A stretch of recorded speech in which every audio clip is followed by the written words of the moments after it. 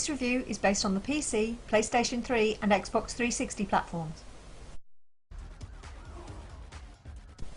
Need for Speed Hot Pursuit is a reboot of its namesake from the good old PlayStation days. A return to the simplistic idea of you versus the law, or its flip side, you versus those pesky kids and their heavy right foot. Set in the fictional haven Seacrest County, racers from across the globe are bringing the world's most exotic and expensive cars to the peaceful coastal roads, forest tracks and mountain trails. To combat this, Seacrest County Police Department seem to have gained the funding out of the pockets of Bill Gates and Steve Jobs combined, as the SCPD also have access to a range of high-speed vehicles tailored for one job only, shutting down the racers with extreme prejudice. Need for Speed Hot Pursuit allows you to jump into the action of both sides of this argument, letting you progress your street racing career along with your SCPD campaign in seamless parallel. Each race or call is shown on an overview of the county so that you can pick and choose at will. This freedom of choice keeps the single player experience fresh, as you're not locked into one side of the struggle for your entire career. There are various mission types within both careers of Hot Pursuit, ranging from a simple single manufacturer race, time trial on a lone supercar police hypercar, to the all-out battle on the roads between the racers and the fuzz. This latter mode will give the most intense races of the game, as the AI street racers aren't slouches by any means. They will push you to the finishing line. Couple that with the interceptor teams hounding your tail lights, avoiding roadblocks and spike strips, or evading the SCPD helicopter, it's guaranteed to get your pulse racing. Once you've completed the missions, you'll be awarded Bounty, the game's variation of XP. As you progress in the game, earning more bounty, you will gain access to even more exotic supercars to play with, while levelling up your wanted level or police rank. Starting off as a street racer gives you a bit more of a desirable car than what the police offer. I mean, a Porsche Boxster Spider compared to a Ford Crown Victoria patrol car? No contest. But it's not long before you see more serious horsepower decked out in SCPD colours, including the legendary Bugatti Veyron 16.4. The real action, however, is found in Hot Pursuit's online mode, randomly dividing the 8 players into teams of 4 and placing them on opposite sides and let them loose on Seacrest County. Racers are armed with spike strips, EMPs, jammers and turbo boosts, while the SCPD also gets spike strips and EMPs, but replace the other 2 options with roadblocks and the aerial support, which conveniently enough flies in front of the racers to drop spike strips. Though if you miss with your gadgetry, then you can resort to good old brute force and ignorance as you ram your Pagani Zonda hypercar up the exhaust pipe of that Dodge Viper which you've been chasing, to result in one expensive repair bill. To ensure that the game modes have that extra spark, the team at Criterion have created the Autolog. This is a complete social media tool that grabs your friends list from your system, tracks their times on the game, allows them to post on a wall their achievements or particularly gratifying wins, and also informs you when your times have been beaten. It suggests challenges for you to complete based on your friends and generates an overall leaderboard for you and your friends to compete in. It will also suggest people based upon your level of gameplay to join with to expand your network of racers.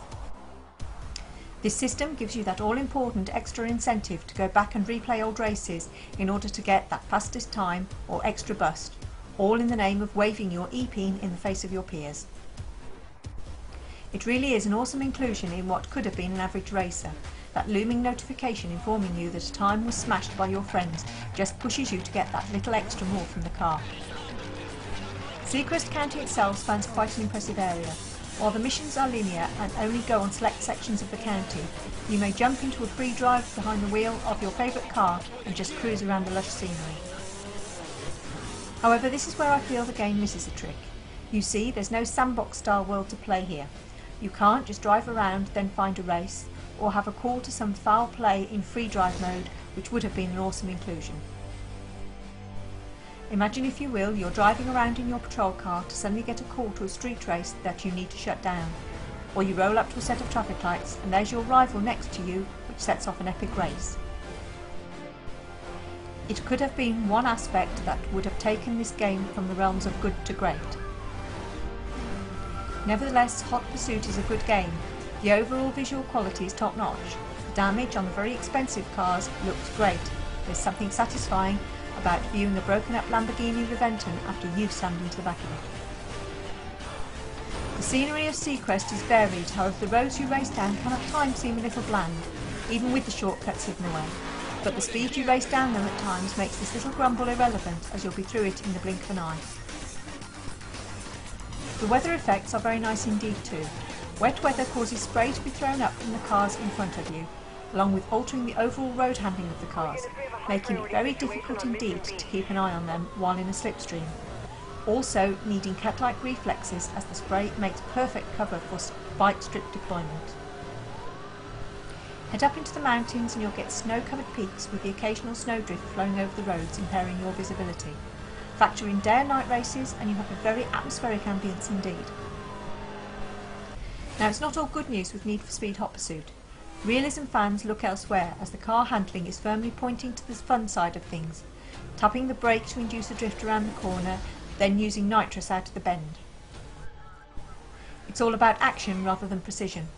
There's also only a limited number of camera views in this game: chase cam, bonnet cam and bumper cam, so it's a tad disappointing that there's no cockpit view in the game.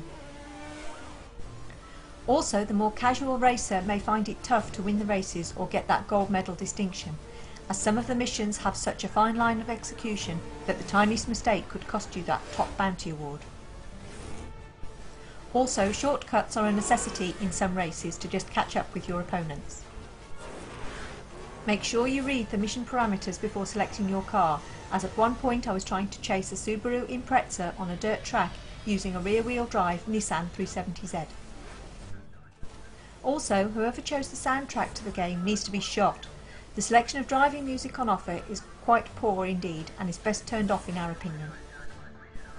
Overall, Need for Speed Hot Pursuit is a very admirable reboot of the series. While some aspects are disappointing, the game takes you on a thrill ride in the struggle between street racing and the SCPD. Certainly a title to take pride of place in your gaming collection. We loved the game and we gave Need for Speed Hot Pursuit an overall score of 7.5 out of 10. Please do give us your feedback on these video reviews and let us know what games you would like us to cover in the future.